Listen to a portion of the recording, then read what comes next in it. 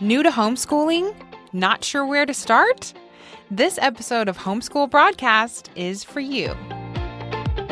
Hi, I'm Jenny Province, an award-winning broadcaster turned homeschool mom.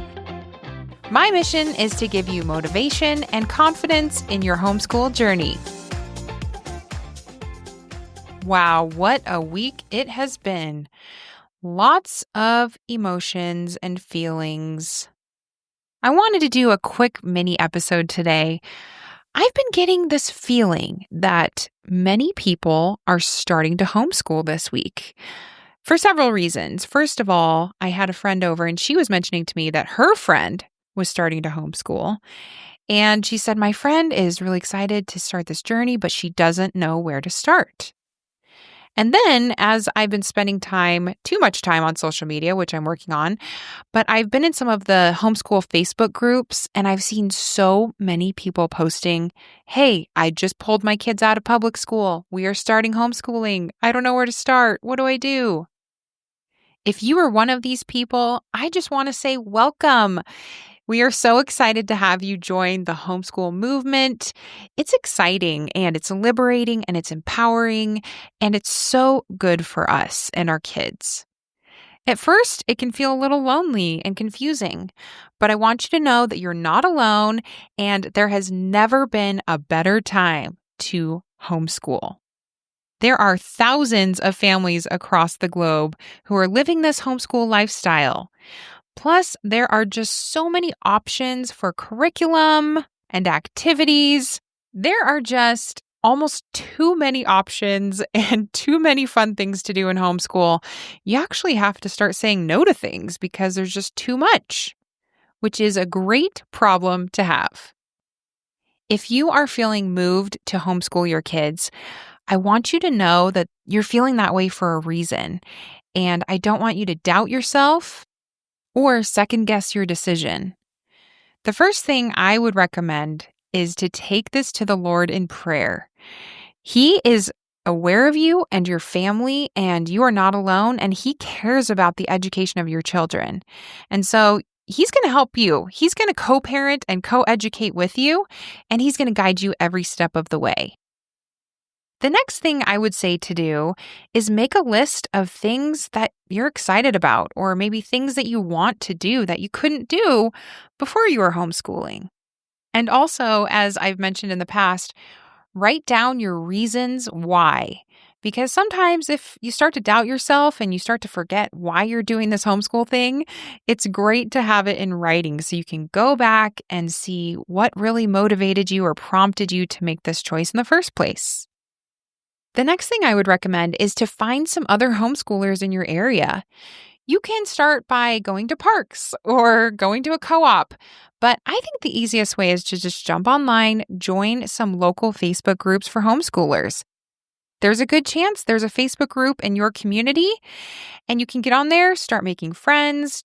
You can ask questions, you can search previous conversations and see what everyone recommends and what everyone's up to in your area. If you're wondering what the homeschool laws are in your particular area, go to hslda.org and you can look up the laws and what you need to do in your state. Next, I would recommend that you chill. Take a chill pill. The public school system has really ingrained in us that everything has to be rushed, that there are deadlines, that we're going to get behind, that we need to be anxious. And that is just not the case. It's taken me a long time to deschool myself, and I actually feel like I am still deschooling myself. So just take some time to chill. Your kids are not going to get behind.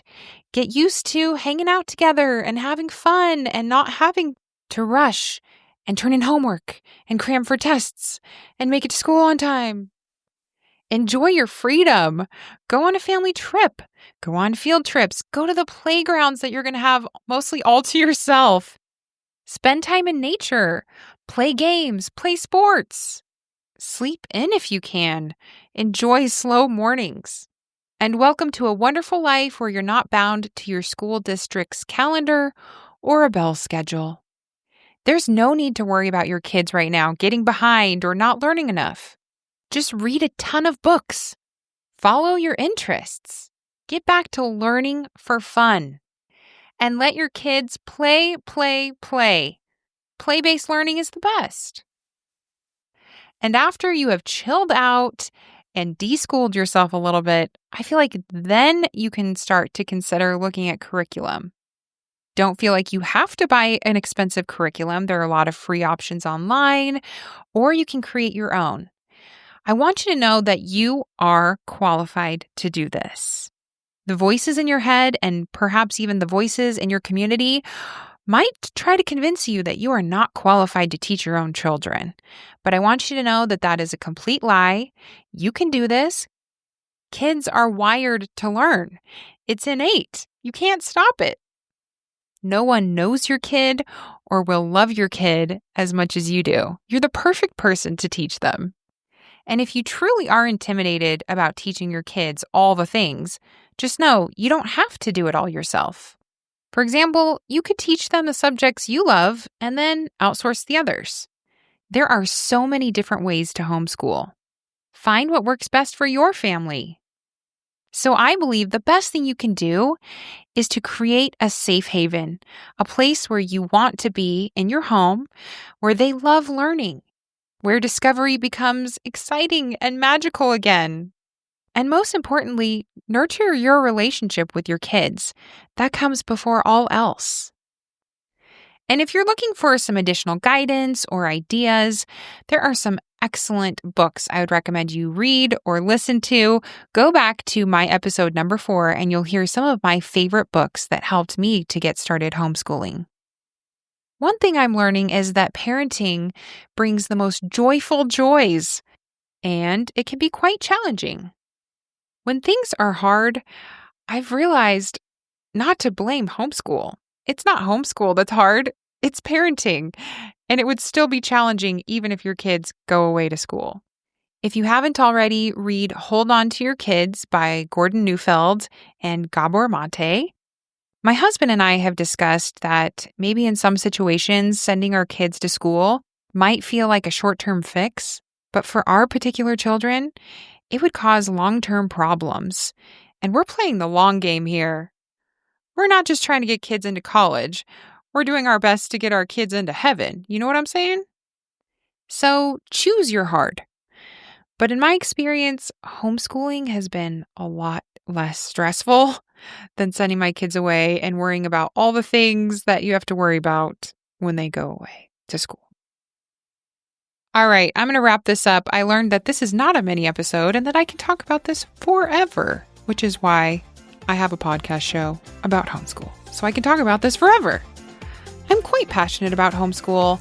And once again, I just want to tell you, it is a great time to be alive. It is the best time in the history of the world to homeschool your kids. And it's going to be awesome. It's going to be fun. And you got this. If you have questions or need inspiration, I'm here for you. I'd love for you to join our community on Instagram at Homeschool Broadcast and click follow or subscribe here so you'll never miss an episode. We are on this journey together. We're here to troubleshoot, to help each other, inspire each other, and celebrate our joy in this beautiful journey. I love to share 5-star reviews that have been left on the show. I appreciate them so very much. This review is from ONG Mama. She said, "Can't wait. I look forward to hearing all the things Jenny will teach us." Thank you so much. I really appreciate that.